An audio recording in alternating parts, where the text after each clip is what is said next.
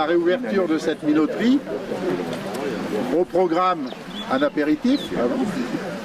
L'inauguration qui est un peu symbolique donc, de cette parcelle de blé qui a été semée hier après-midi avec l'aide de M. Roman et de l'école primaire de Saint-André dans le cadre des travaux périscolaires.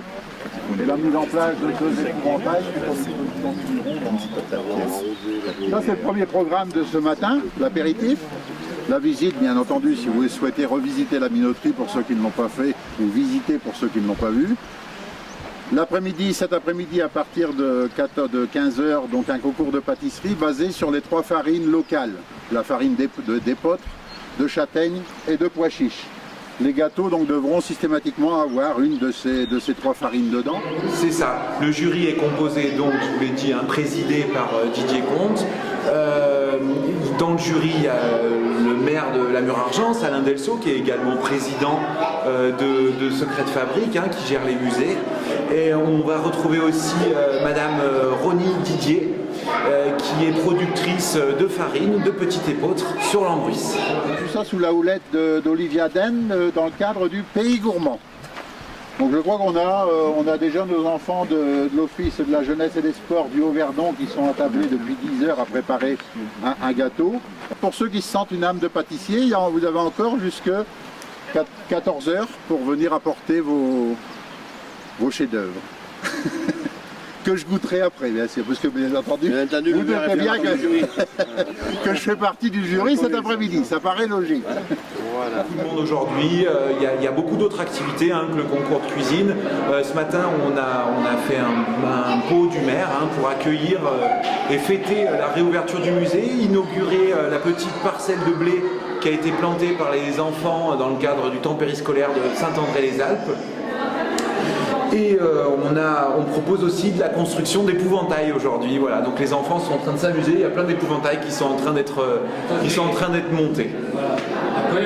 On va donner quelques remerciements. C'est vrai qu'en dehors d'Olivia qui établit ce programme cet après-midi, hier donc les TAP de Saint-André-les-Alpes, dirigés par Florence et notre pépiniériste.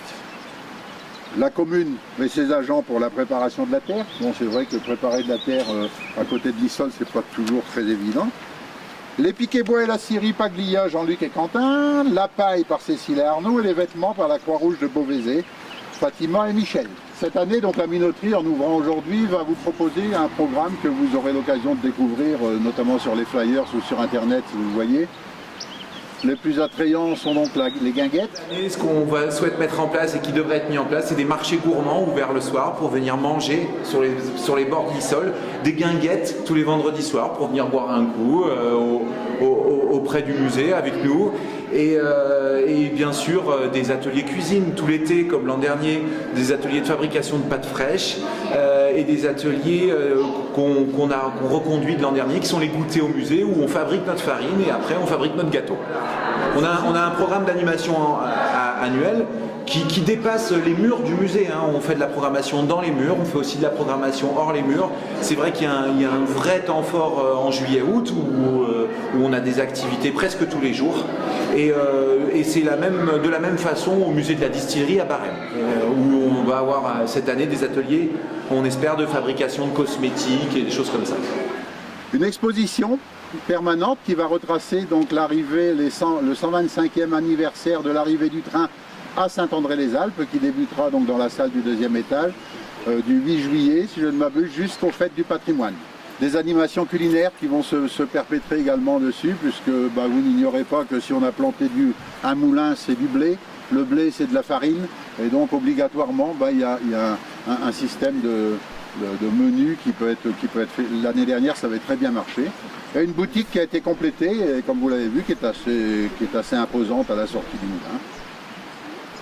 J'en dirai pas plus, simplement que je vous rappelle quand même que c'est l'ex-communauté de communes du Moyen-Verdon qui a été à l'origine de cet écomusée, dont le coût a été largement subventionné à la fois par l'Europe, l'État et la région.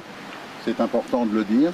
D'autres travaux sont encore à réaliser, mais comme vous le savez tous ou toutes, les subventions sont le nerf de la guerre. Et c'est vrai que dans nos temps difficiles, les subventions sont un peu plus complexes à obtenir.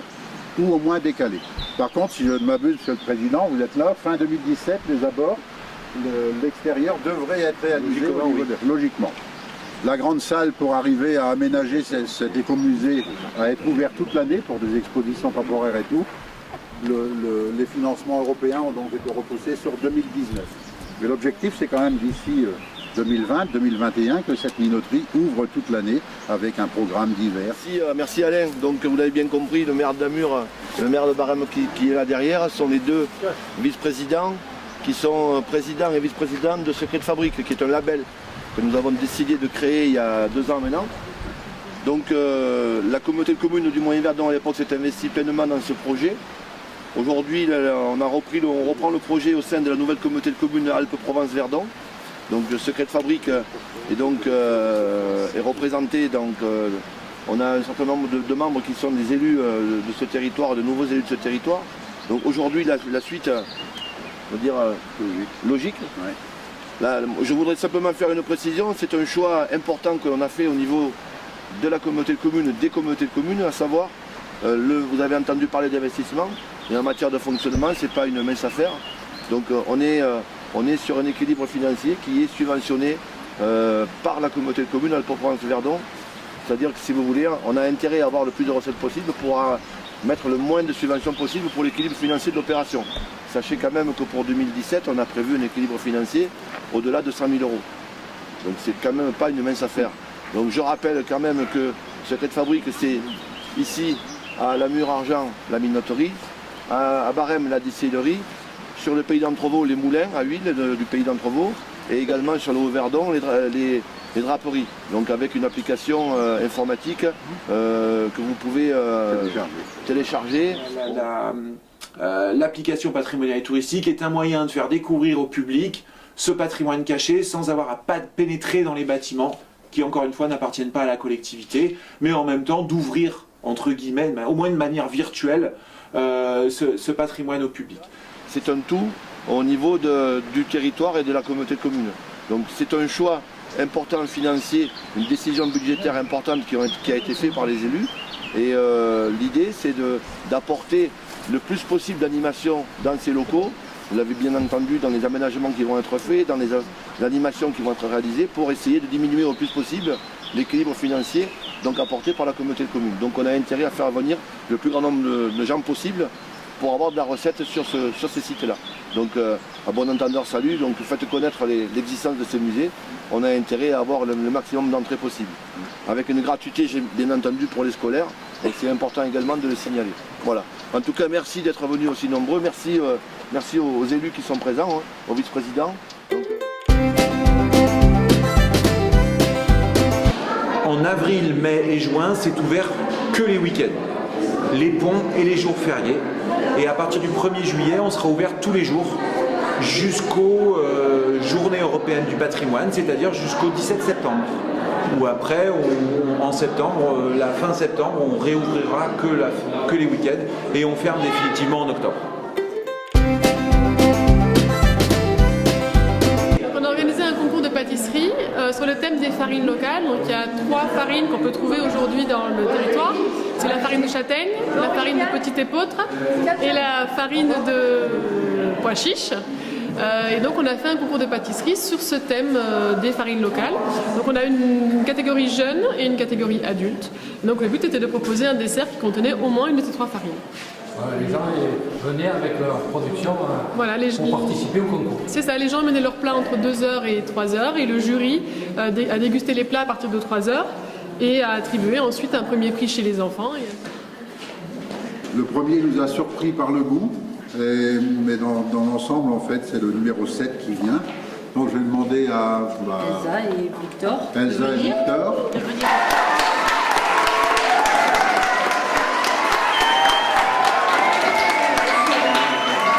y a un premier prix chez les adultes. Là aussi, ça s'est joué de très peu entre la présentation, bien sûr. Oui. Hein, l'épeautre du fond du cœur donc, avait obtenu la note maximum au niveau de la présentation. Par contre, on a été un peu surpris au niveau du goût, qui était très bon pour moi. Hein, mais bon, Pasta de chocolat. hein, Parce que j'adore le chocolat. Voilà. Donc celui qui arrive en tête à l'unanimité, c'est le numéro 4, c'est Baptiste Gibert.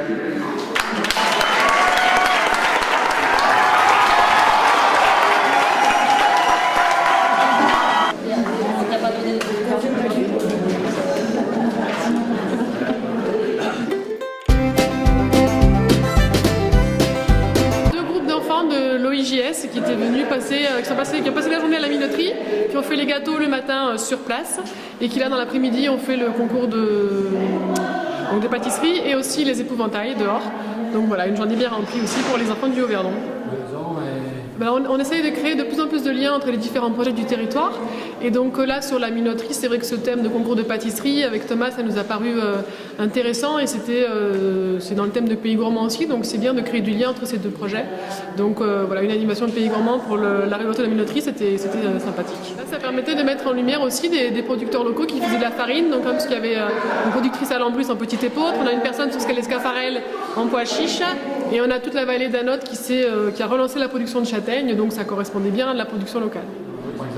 Oui. Et j'en profite du coup pour remercier tous les participants parce qu'on a eu donc un très beau concours avec un haut niveau, aussi bien chez les jeunes que chez les adultes, avec des gens qui avaient fait vraiment un vrai travail de pâtisserie. Et tout était délicieux et tout était très joli. Donc voilà, en tout cas un grand merci à tous les participants qui ont pris du temps pour nous proposer des jolis desserts.